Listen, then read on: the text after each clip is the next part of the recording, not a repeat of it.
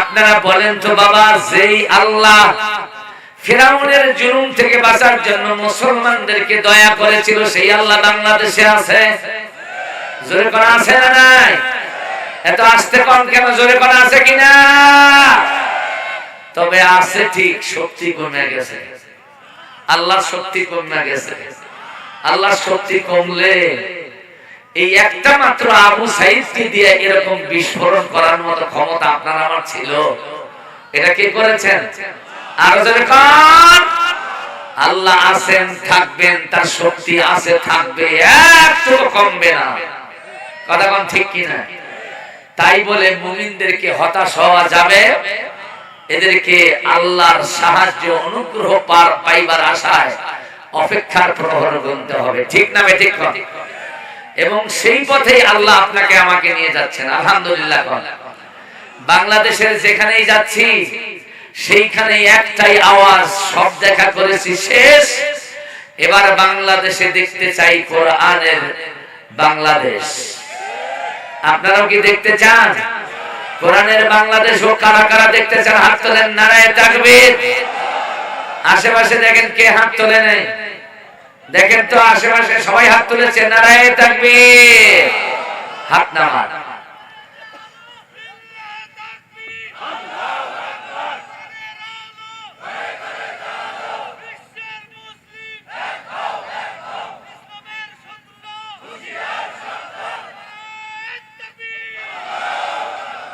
এই স্লোগান শুধু যুবকদের জন্য না।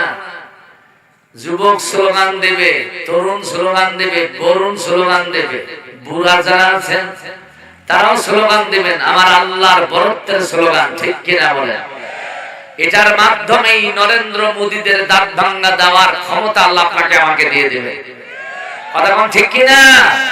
এটা চান কিনা? চান কিনা? আল্লাহ দান করুন, সবাই বলুন আমিন। এরপরে আল্লাহ তাআলা নবীকে বললেন, নবীজি, এই মুসলমানদেরকে আমি আল্লাহ অনুগ্রহ করার সিদ্ধান্ত নিলাম।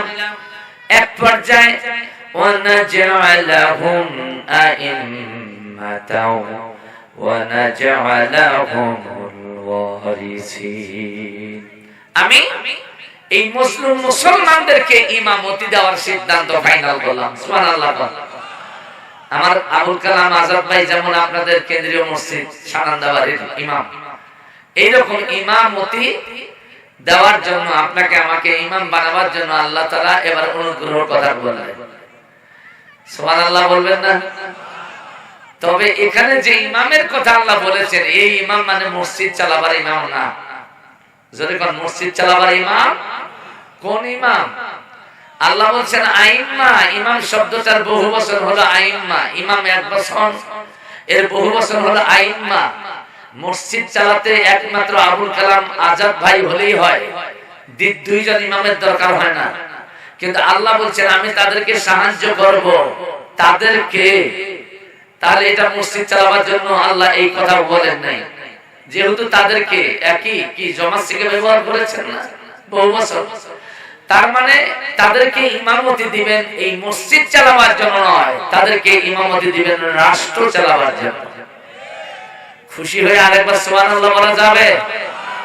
আল্লাহ বলছেন তাদেরকে মেম্বার বানাবো, তারা হবে চেয়ারম্যান, তারা হবে এমপি সাহেব, মন্ত্রী সাহেব, তারা হবেন প্রধানমন্ত্রী, রাষ্ট্রপতি। চিৎকার দিয়ে বলেন আল্লাহু আকবার। আমার আল্লাহ তাআলা ইমামদেরকে নিয়ে এবার এই খেলার জন্য মাঠে নামবেন। সুবহানাল্লাহ। আল্লাহ তাআলা বললেন ওয়ানাজআলাহুমুল ওয়ারিসিন, এরপরে আমি তাদেরকে ফিরাউন যে জায়গায় বৈশাখ দাম্ভিকতা দেখাইছিল, জুলুম নির্যাতন করেছে, ওইখান থেকে ফিরাউনকে নামায়া দিয়া আমি আল্লাহ মজলুম ইমামদেরকে বসায় দেব।